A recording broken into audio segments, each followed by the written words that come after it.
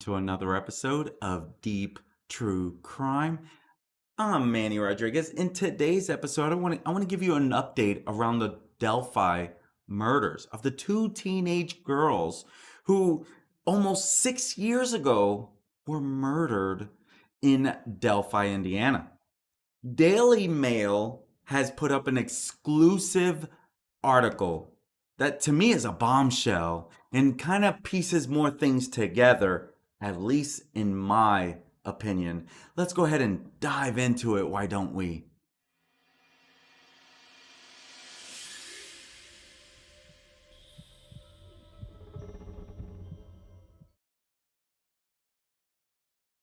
Murdered Delphi teenagers Liberty German and Abigail Williams, they were victims of a botched kidnapping plot hatched by members of a local pedophile ring. This is completely news to a lot of us. And I wanted to share with you exactly what dailymail.com is reporting. This is just one of a host of disturbing new details and allegations that can be exclusively revealed by dailymail.com, including gruesome details about how the girls died and that police dug up the prime suspect's dead cat in an effort to match hairs found on their bodies. The revelations come just 2 weeks after authorities released a redacted version of the probable cause affidavit that led to Richard Allen's arrest.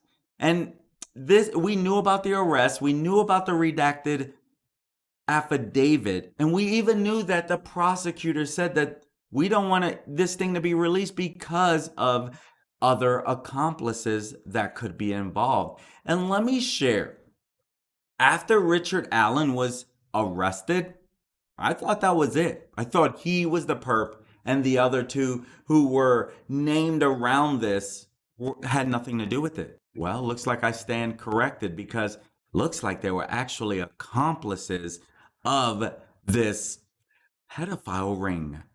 Wow, mind blowing and upsetting at the very same time. And Richard Allen, he was charged on 2 counts of murder on October 28th, which is 5 years after the 14-year-old Libby and 13-year-old Abby were found dead in Delphi, Indiana on February 13th, 2017. DailyMail.com has learned that shortly after his arrest, one of Allen's neighbors recalled seeing police digging in his yard. Now, DailyMail.com has been told they were digging up the family's dead cat, whose hair proved a match for the samples found on one of the victims. That is mind-blowing evidence. Carroll County Prosecutor Nicholas McClellan has openly stated that he believes Allen is not the only actor involved in this. And while Allen has not been charged with kidnapping, prosecutors have alleged he attempted it. Now, sources close to the investigation have claimed that Allen was acting with at least 2 other men and was involved in a child sex ring. Last month, DailyMail.com revealed that pedophile Keegan Kline, 28 years old, of Peru, Indiana, who is currently awaiting trial on a slew of child pornography charges, was cooperating with state police and prosecutors in a bid to reduce his own charges. Sources tell DailyMail.com the girls met Keegan Kline online and he arranged to meet them that day but didn't go. Instead, he set them up to be kidnapped for the PORN ring. During one of several police interviews reviewed by DailyMail.com, Kline admitted to soliciting underage girls for nude pictures by catfishing them, posing as teenage girl Emily Ann or hunky actor model Anthony Schatz. It was as Schatz that he communicated with German. Anthony _Schatz was a Snapchat name And if you've been following this story on my channel or been following this story at all, you know about that part. I honestly thought completely separate cases, but it looks like this was actually connected, at least according to dailymail.com at this time. And even for a little while, it looks like there was a connection. Mind blowing here. Chillingly, Schatz was one of the last people to communicate with the girls before they took their fateful walk on Delphi's Monon High Bridge Trail. Police interrogating Klein told him they did not believe he committed the murders, but was protecting the identity of whoever did. Now the source has revealed that Klein has cut a deal with prosecutors. The search warrants on Allen's home and property were carried out based on Keegan's testimony. The source told DailyMail.com exclusively. Indiana State Police Carroll County spokesman Sergeant Jeremy Pierce would neither confirm nor deny any of the details when put to him by DailyMail.com. He said law enforcement has not released any of those details or anything beyond what is in the probable cause. The source claims that Klein, from whose devices police retrieved a slew of child pornography, knows Allen, and that the men met when both lived in Peru, roughly 40 miles northwest of Delphi.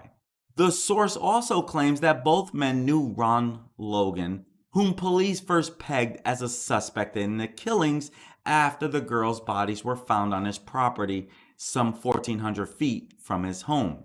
An FBI search warrant served on Logan's home and property dated March 17, 2017, revealed that on February 14, the day after the killings, Logan asked a relative to provide him with a false alibi. This is Ron Logan here. And so this is where he was definitely a suspect in this crime. He told a cousin to say that a friend had picked him up and taken him to a fish store between 2 p.m. and 2:30 and that he didn't return home until 5:30 p.m. The last time the girls were known to be alive was at 2:13 p.m. when German made a brief cell phone recording of the now infamous bridge guy approaching with the words, "Guys, down the hill." Logan's alibi was shown to be a lie, and text messages retrieved from his phone show that he was out of his house and in the vicinity of the murders on the evening of February 13th. The FBI document also noted that Logan asked his relative to lie for him the following morning before the crimes were even discovered. Logan died at the age of 84 on January 24, 2022, and he was never named as a suspect. But now sources have told DailyMail.com that Logan, who had a history of violence against women, was involved. According to the source, investigators believe that the plan had been for Allen to kidnap the girls and bring them to Logan's home where he and allegedly Klein would RAPE them. They said the girls were supposed to be kidnapped for the SEX ring, but something went wrong and he knifed them and raped one and almost decapitated the other. Logan and Klein never met the girls. Police have been tight-lipped about the girls' cause of death, saying only that there was a lot of blood at the scene. Now DailyMail.com has been told that the murder weapon was a knife and that both girls bled out. Speaking well ahead of the probable cause affidavit's release, the source revealed that the girls were killed near the river, information since confirmed, but then moved and posed naked under a tree. The FBI search warrant served on Logan's home also included law enforcement's belief that the killer may have taken souvenirs. And this is exactly what, mind-blowing all around. You see, DailyMail.com has been told that underwear and a cell phone were taken from the scene. The newly released probable cause affidavit also reveals that one of the girls could be heard saying the word gun. According to the source, the killer was wearing a gun on his waistband. Police recovered a Sig Sauer Model P226 as well as knives from Allen's home. Allen's wife, Kathy, confirmed that the weapons were his. Now, forensic testing of an unspent round found near the girl's body show that it had been cycled through Allen's gun. According to the probable cause affidavit, even though the bullet had never been fired, it bore telltale and unique signs of having been in Allen's weapon. The affidavit states between October 14, 2022 and October 19, 2022, the Indiana State Police Laboratory performed an analysis on Allen's Sig Sauer Model P226. The laboratory performed a physical examination and classification of the firearm, function test, barrel and overall length measurement, test firing, ammunition component characterization, microscopic comparison, and National Integrated Ballistic Information Network. And the laboratory determined that the unspent round located within 2 feet of victim 2's body had been cycled through Richard M. Allen's Sig Sauer Model P226. Allen, he could not explain how a bullet had been through his gun could have ended up there. He denied ever having been on the property or having lent his gun to anybody. Allen has strenuously denied any involvement in the killings, though he admitted to police that he was at the trail on the day that the girls went missing. According to the probable cause affidavit, several youngsters saw him there ahead of the murders. His lawyers, they say that he's simply the wrong guy. They have dismissed the probable cause affidavit as flimsy and described the forensics relating to the unspent bullet as junk science. Now, Allen, he worked at this CVS that you see, and he is even said to have developed images for the family while he was working at CVS, and even comped it and didn't charge him for it. And so Allen, he is also someone who his lawyers have asserted in a newly filed motion stands no chance of a fair hearing should his trial be conducted in Carroll County, Indiana. They argue that the likelihood of a tainted jury pool, should it be drawn from the girls in Allen's home county, is excessive. They state that the best way to ensure a fair trial is to move it at least 150 miles from Carroll County. The judge has yet to rule on the motion. Now, a bond hearing for Allen who is currently being held without bond has been set for February 17th in 2023, and he is set to go to trial March 20th, 2023. And this has been a case that has had so much national attention for many years because we want justice for these 2 young girls taken from this world way too soon. This is a bombshell of something I did not see coming. I did not see this coming. Here you see who is said to be Richard Allen, who was on the trail. And according to this affidavit, those are the clothes that he was described to have been wearing. And, the girls were actually found on Ron Logan's property, which also tied him to it. But I'll be honest, I didn't think he had anything to do with this.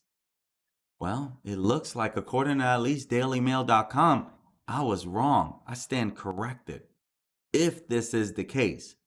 And if this is true, that Keegan Kline has struck a deal with the prosecutors, he's going to be spilling the beans. But I still don't see him ever seeing the light of day again. He shouldn't see the light of day because he already has all these other charges. But this article really puts a lot of pieces together. Why Ron Logan was considered a suspect, how Ron was connected to this and them, how Keegan Kline was connected to this and them. So like, wow, wow, wow. You can see Richard Allen here where he took a picture at a bar and you can see in the background where there was a suspect. Now, that particular picture, I didn't think it looked like him at all. But the other sketch, which I didn't bring it up on this one, I thought it definitely, actually I did. The other sketch with the hat on, that looks like him, in my opinion. That looks like Richard Allen, very much so. Here is Richard Allen when he was being transported. And I am so, so happy that it looks like these girls are going to be getting some justice. And, at the end of the day, my friends, truth is, this is a terrible, terrible case. These two girls, 14 and 13 years old, best friends. This is why, and a lot of you may not agree with this, I truly believe that teenagers, kids, they should not be on social media. Social media is so detrimental in so many ways to these kids. I wish there was no social media for these kids, and it's reasons like this where you have adults who are doing these type of things to kids. They know that they're trying, to me, that is so sick in so many ways. I don't understand how someone can have it in them to do that. But we do know it happens. And I just wish these kids would stay off of social media. A lot of bullying goes on social media. A lot of kids who end up unaliving themselves. Some of that stuff comes from social media bullying, becoming victims of online bullying. I could remember as a child, some of these kids they were heartless and mean. And, eventually you grow up, you get a little wiser, but truth is not everyone. Some of this stuff does leak into your adulthood. I don't know. I don't have an answer. I don't have a solution, but I have a big fear of this. I have a big fear of what goes on to these young, unsuspecting kids. As someone who is a coach to over 40 kids, this hits home. This hurts. This is terrible. I am beyond heartbroken for this.